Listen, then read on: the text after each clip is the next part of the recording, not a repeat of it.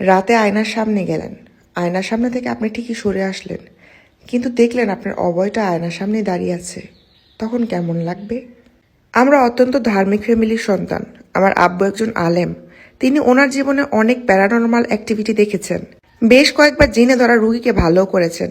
এক কথা, ওনার এসব বিষয়ে অনেক জ্ঞান এবং অভিজ্ঞতা রয়েছে। 2013 সালের এক সন্ধ্যায় আব্বু মাগরিবের নামাজ পড়ে বাসায় আসেন। তখন আমার বোন সাইবা বেশ ছোট, 8 থেকে 9 বছর হবে হয়তো। তো সাইবা আব্বুকে বলল জিনভূতের গল্প শোনাতে। আব্বু তখন আমাদের সবাইকে বসতে বললেন, তিনি গল্প শোনাবেন বলে। আমরা সবাই বসি গল্প শোনার জন্য। আব্বু অনেক গল্প শোনালেন, ওনার নিজের সঙ্গে ঘটে যাওয়া ঘটনাও বললেন। সবশেষে বললেন কারেন জিনের কথা, যেটা মানুষের সঙ্গে সবসময় থাকে এবং যার সঙ্গে থাকে হুবহু তার মতোই রূপ ধারণ করে। আব্বু বলেন রাতের বেলা অন্ধকারে কখনো আয়না দেখবে না, লাইট জ্বালিয়ে আয়না দেখার দোয়া পড়ে তারপর দেখবে, না হয় ভয় পেতে পারো। এইটা শোনার পর আমি বেশ ভয় পেলাম। কখনো অন্ধকার রুমে একা থাকতাম না, আয়না দেখা তো দূরের কথা।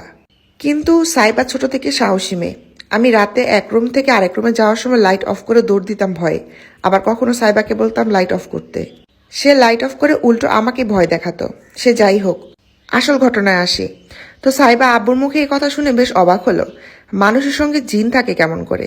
সে এটা সত্য কিনা জানার জন্য কৌতূহলী হয়ে উঠল। সে রাতে জেগেছিল অন্ধকারে আয়না দেখার জন্য। আমরা যখন সবাই ঘুমিয়ে গেলাম তখন সে চুপি চুপি উঠে গেল। আয়নার সামনে গিয়ে দাঁড়িয়ে খুব মনোযোগ দিয়ে নিজের অবয় দেখতে লাগলো আয়নায়। এক দৃষ্টিতে তাকিয়ে থাকলো কিছুক্ষণ। আমরা তখন সবাই ঘুমাচ্ছিলাম। হঠাৎ সাইবার চিৎকারে আমার ঘুম ভাঙলো। দেখলাম সাইবা দৌড়ে এসে লুটিয়ে পড়লো বিছানায়, অজ্ঞান হয়ে গেল। আমি চিৎকার করে আব্বু আম্মুকে ডাকলাম। আমি তখন জানতাম না আসলে কি হয়েছে। আম্মু আমাকে বলল কি হয়েছে। আমি নিজেও হঠাৎ এমন চিৎকারে ভীত হয়ে পড়েছিলাম, কারণ আমার বয়সও কম ছিল। নিজেই ছোট মানুষ ছিলাম, তাই খুব ভয়ে জড়সড় হয়েছিলাম। সাইবার জ্ঞান ফেরার পর যা জানালো সেটা শুনে মারাত্মক ভয় পেয়েছিলাম। সাইবার ভাষ্যমতে আব্বুর কথা জানতে চেয়েছিলাম আসলে কারেন জিন আছে কিনা আমার সঙ্গে।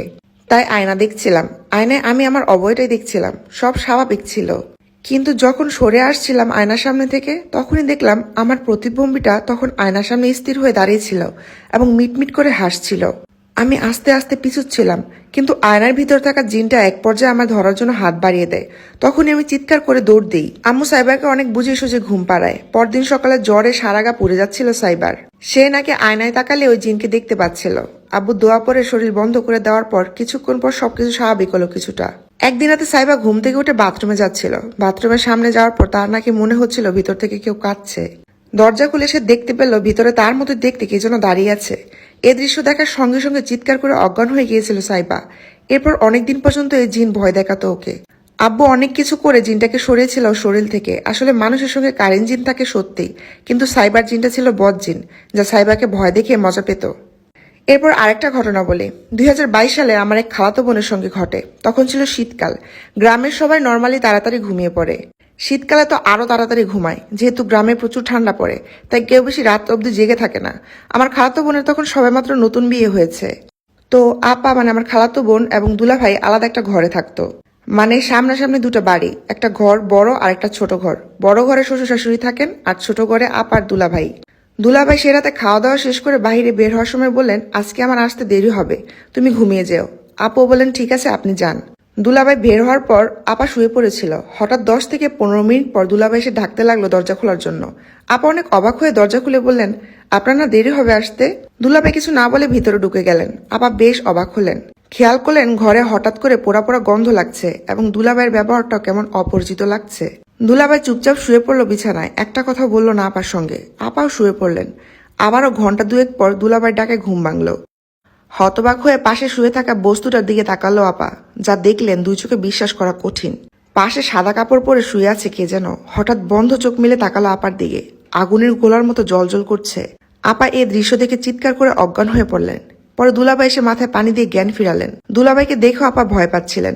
অবশেষে যখন বুঝতে পারলেন আসলে এটাই দুলাভাই, তখন কিছুটা স্থির হয়ে ঘটনাটা খুলে বললেন দুলাভাইকে। আমার এমনিতে আয়নার সামনে যেতে ভয় লাগে রাতের বেলা। মনে হয় যেমন আয়না থেকে আমাকে কেউ ডাকছে। তাই আমি রাতের বেলা সচরাচর আয়নার সামনে যাই না। কারোর সাথে যদি এরকম কোনো ইনসিডেন্ট ঘটে থাকে অবশ্যই কমেন্ট করে জানাবেন।